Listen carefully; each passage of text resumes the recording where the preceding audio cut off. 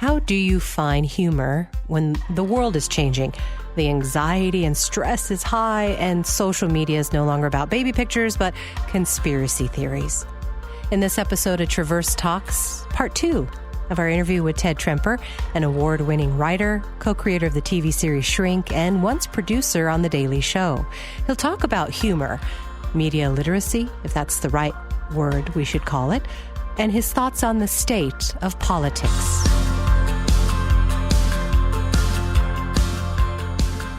We had a moment at my home where my husband's trying to work at full capacity like there's no pandemic at home with 2 children under the age of 10 who are doing virtual schooling. Oh, my goodness. And then I come home, right? I have a Zoom meeting. He has a Zoom meeting. My one kid's got speech therapy, and we all just lost our shit. And I was like, what are we doing? Why are we trying to live like the world is normal? Like, does it matter if she gets a 4.0 this year? They're going to have to redo all this crap anyway. And I'm like, and what is our bosses? Are they going to fire us right now? Yeah, exactly. Yeah, exactly. Well, and I feel like a lot of the world is right now is having their own different, there are no rules, no promises moments. And ideally, the lesson that we take out of this is we are much stronger when we depend on each other and acknowledge absurdity. Yep. And where humor comes into it is finding a building block to be able to laugh at each other and at ourselves, to realize like we really are all in this together, regardless, and on every level, every household, every neighborhood, every city, every state, this country, we're really all in this together. But Ted, we're really sucking at it. Yeah.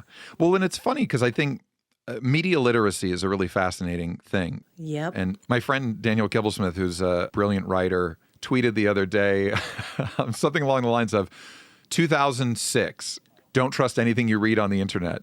Parents in 2016, Facebook.org says that Hillary created AIDS. And yes!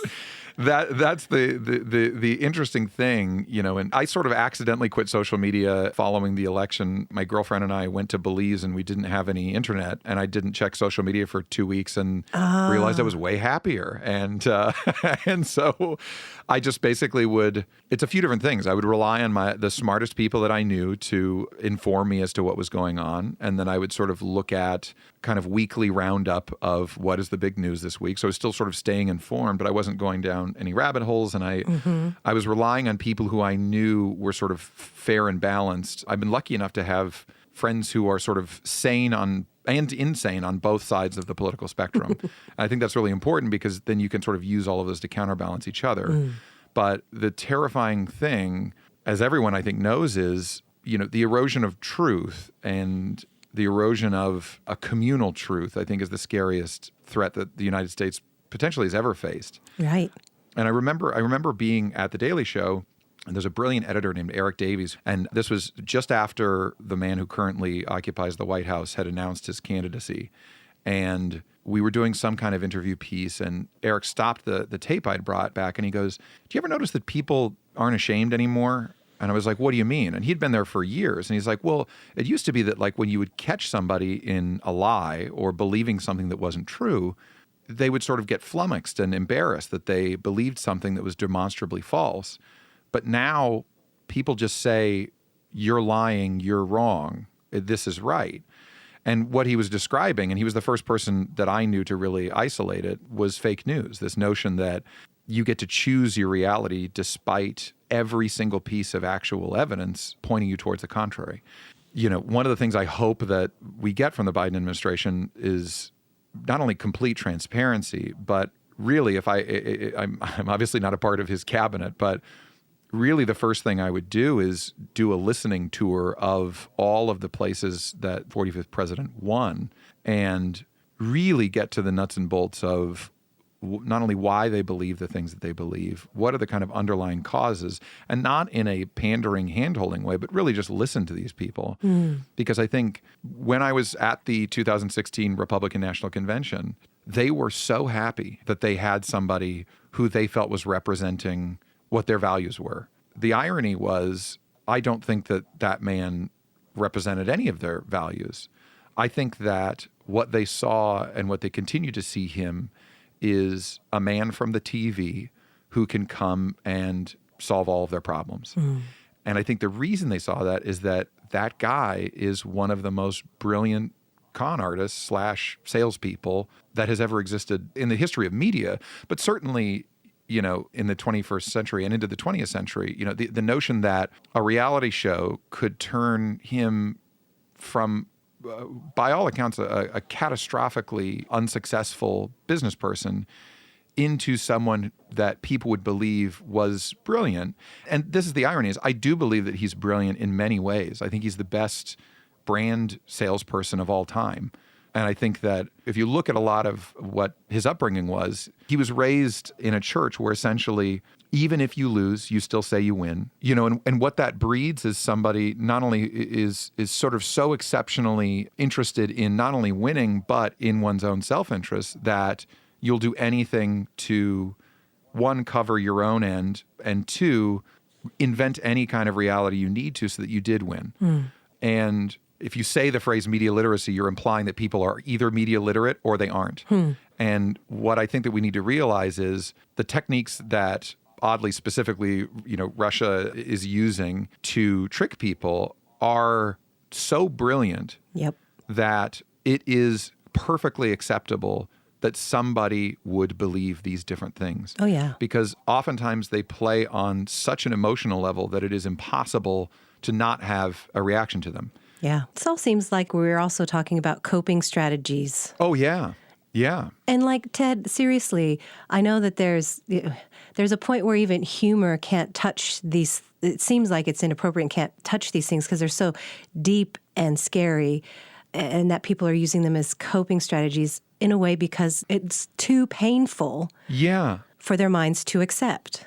Well, there's two things that I would say to that. One, there's I can't remember the Greek philosopher, but there was a Greek philosopher who said that comedians are the most dangerous people in society because they can change your mind without you realizing it's been changed. Oh.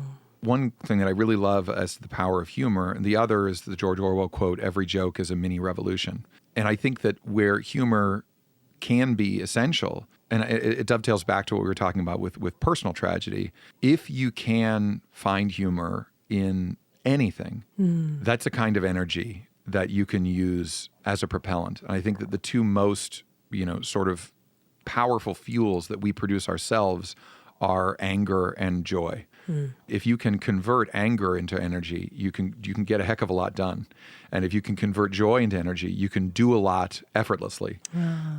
You know, I worked at The Daily Show from Trevor Noah's first day in 2015 until the 2016 political conventions. And what I noticed during that time, and certainly in the fallout after the election, was people on the more conservative side and to the farther right had been really, really upset with turning on their TVs and feeling like they were being attacked and they were being made fun of. And they felt like their kind of rejoinder to that was to support somebody who, you know, a lot of their platform was based off of telling them that they were right to hate the media. You made them feel good. I mean, it's understandable. Yeah, it's understandable. And I think that I want to be careful not to, I think there's a very reductive way of looking at that where, you know, someone could listen to this and hear two ostensible liberals talking about, you know, the plight of conservative America. But I don't think of that at all. I think that, you know, I'm in a situation where my perspective is much more about,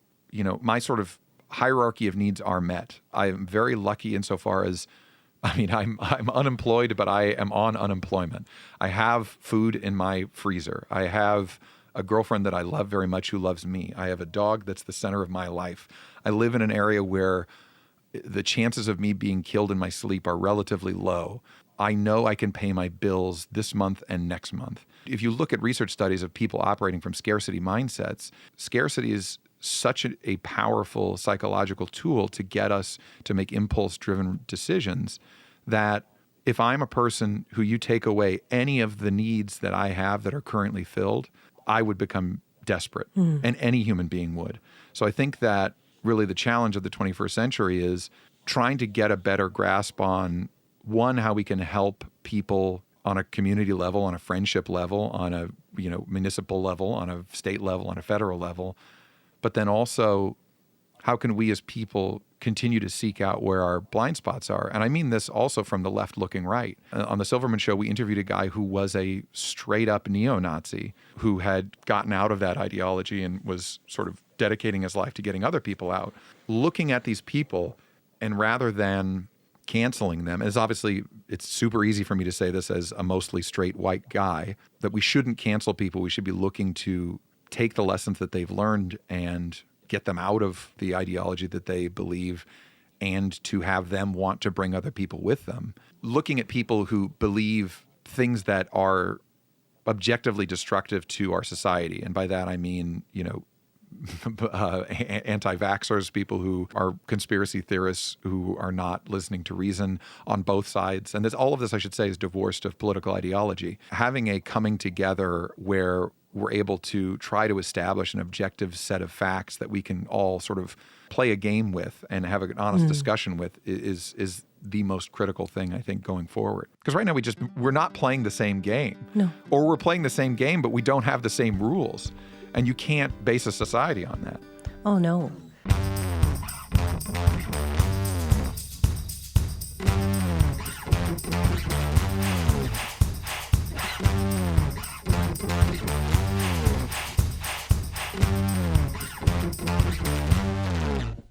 You mentioned earlier about failure. I heard you in an interview, though, also talk about how we need to fail more. Oh, yeah. In order to become better creators of our crafts. Yeah. And so what would you say to people who just, because people look up to the president and he will not acknowledge failure, even with this election. Mm-hmm.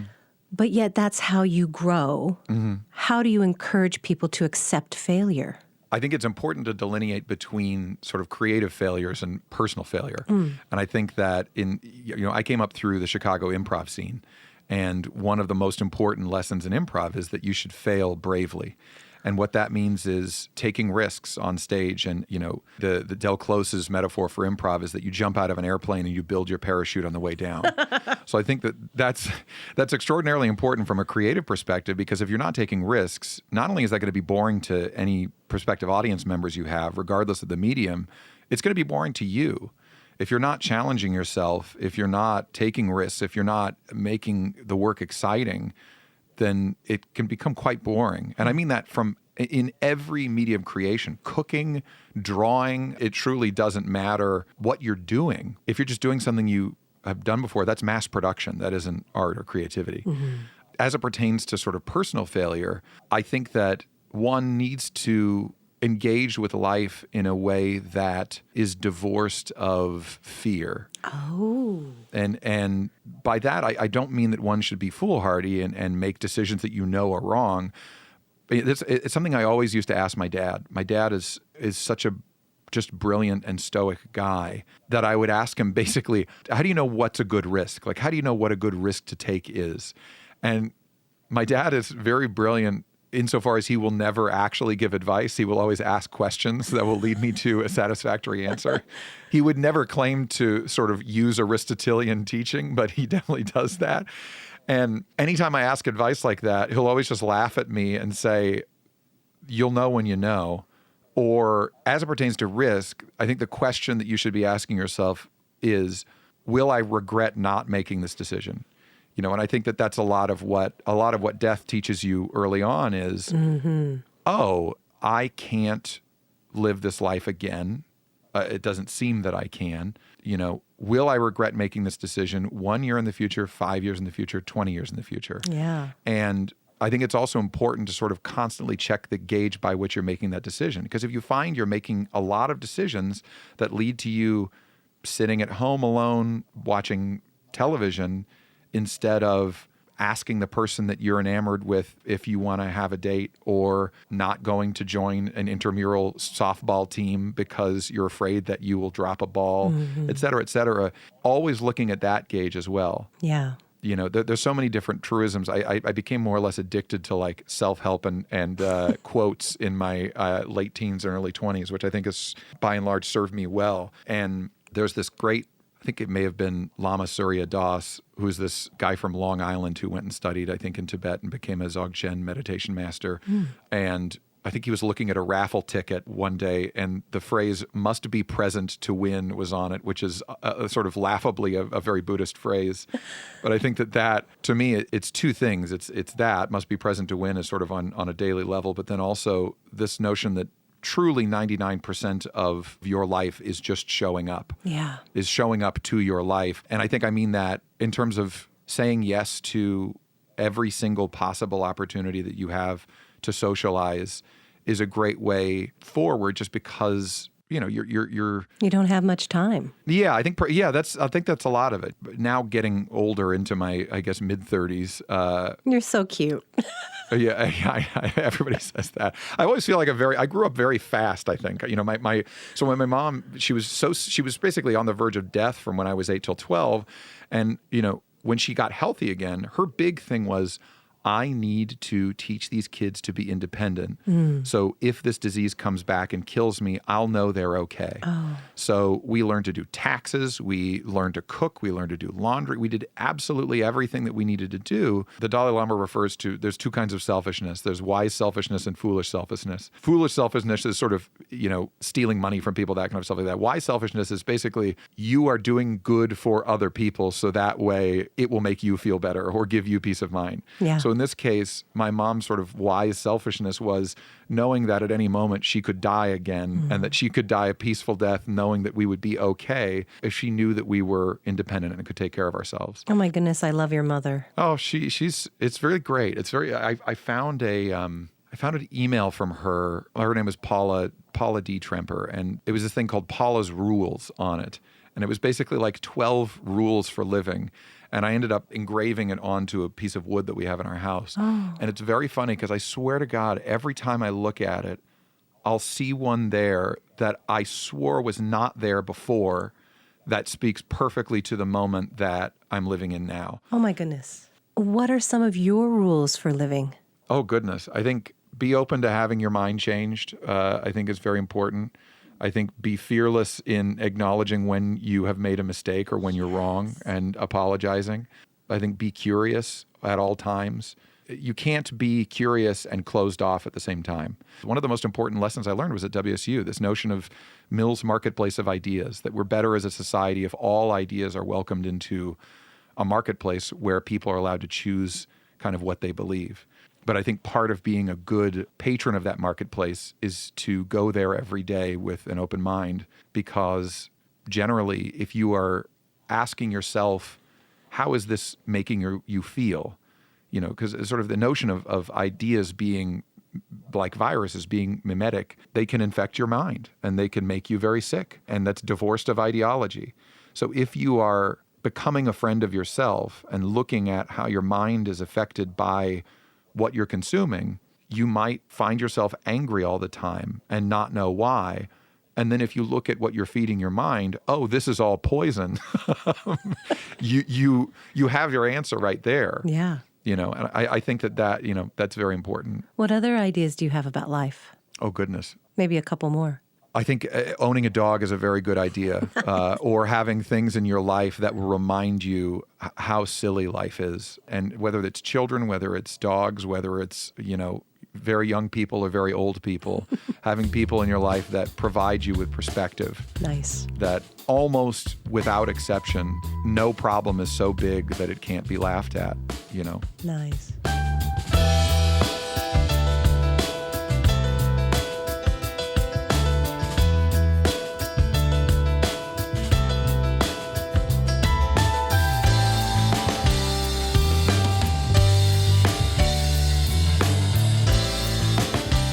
I had a programming director who once said, yeah, go ahead and try things, but if you think you're going to get fired, you probably shouldn't say it. But here's what's happening is you're going to go off a diving board and you don't know if there's water in the pool or not, and we'll find out when you're in it. Yeah. And it takes a certain type of personality to be comfortable with failing in front of thousands of people and still kind of like, all right, I'm okay with that. Yeah, and the other part of it now is things are so vitriolic online that not only are you failing in front of thousands of people, but if you say the wrong thing, people will literally threaten to kill you. Yes. I've had multiple friends who worked for late night shows who, for whatever reason, one of their jokes, that they tweet is taken out of context, and that becomes the grist for the Breitbart or Fox News pretend outrage. And if they didn't have as good a bosses that they have, could destroy their life, destroy their career. There's a wonderful book that John Ronson wrote called So You've Been Publicly Shamed.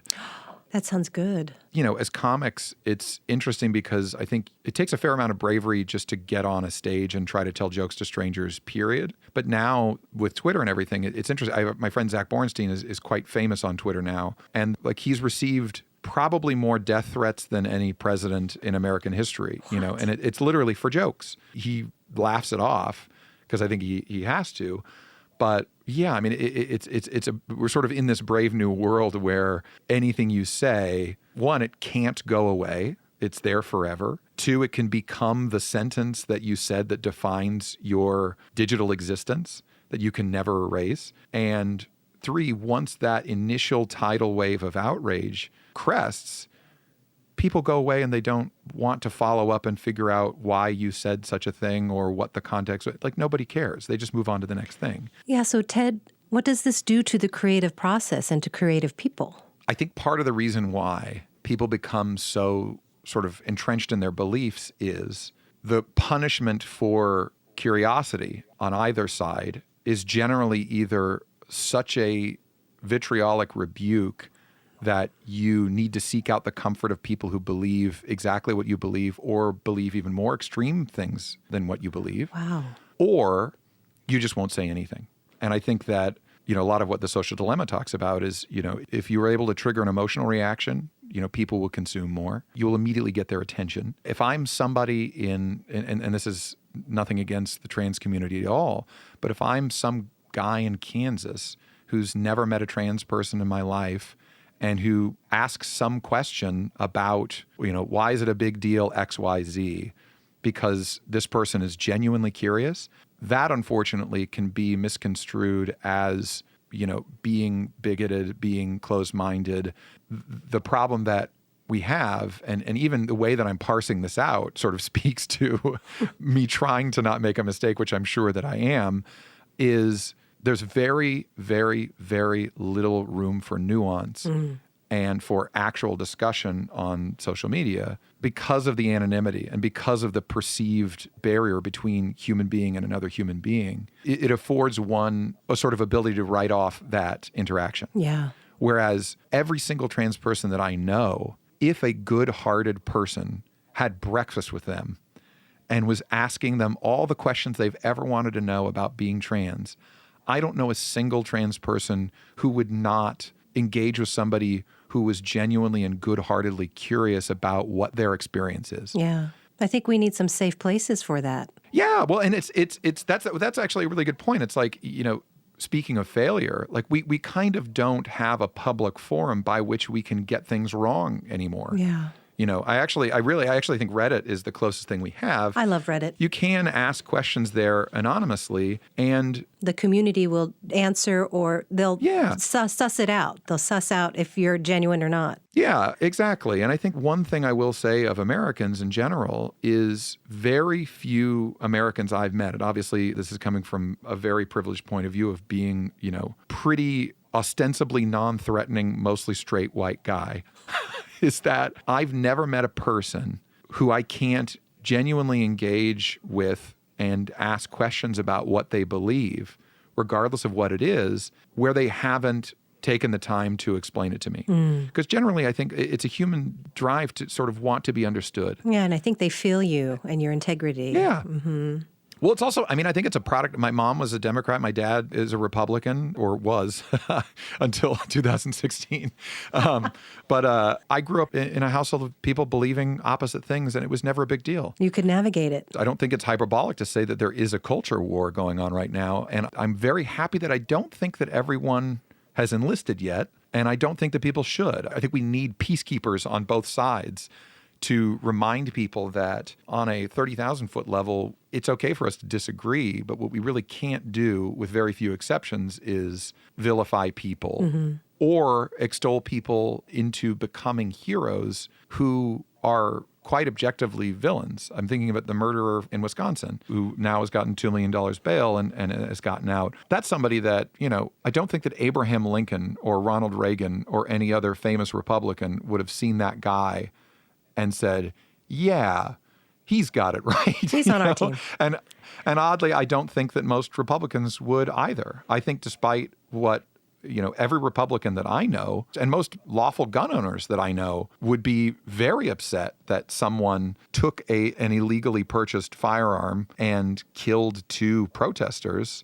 That is the exact opposite of what the Second Amendment ought to stand for and what their beliefs stand for. And it is a true fact of specifically the 24-hour news networks, and social media obviously takes the same page out of their book, is if it bleeds, it leads. If there is a story that is sensational, that will capture people's attention. And, and we'll cut to a squirrel water skiing in the last 30 seconds to make you feel, like you don't want to dive off a building. But the thing that terrifies me the most is we actually do have quite a few things to be actually very scared about.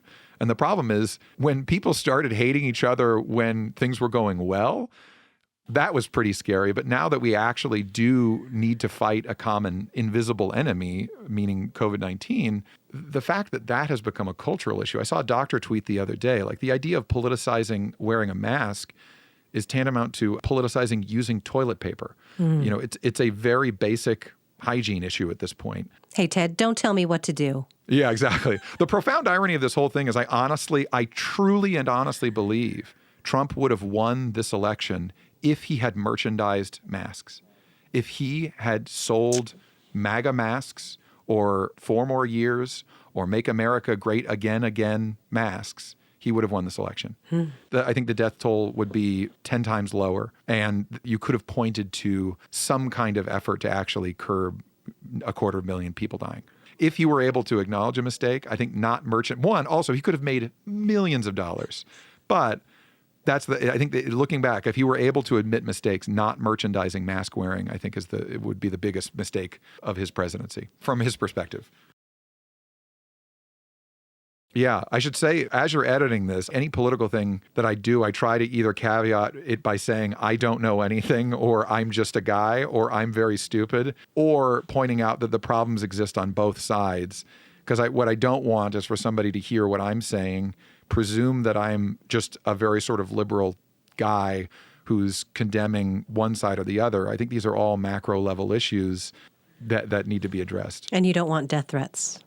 I mean, I'll take them. I don't want them. Well, I don't know. Is that how you know? Is that how you know you made it? That's how you know you've made it. Well, actually, that's odd. I think the case could be made that the way that you know you've made it now is that somebody threatens to kill you, which is very sad. It's very sad. How funny is that? That's something that nobody ever tells you about making it, is that people are going to try to kill you or threaten to kill you. Well, you got 50 death threats today. You made it. Yeah, exactly. Wonderful. Thank you, Ted. So lovely talking to you. You too. Anytime you want me, I will come back. Oh, thank you so much. All right, take care. Bye. All right, bye.